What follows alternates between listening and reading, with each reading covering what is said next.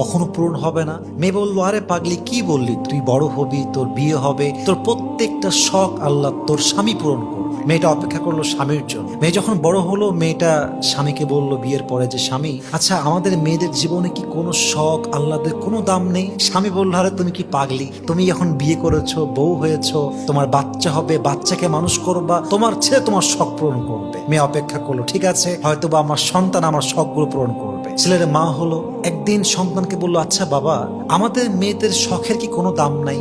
আমাদের আল্লাহদের কোনো দাম কি পৃথিবীতে নেই?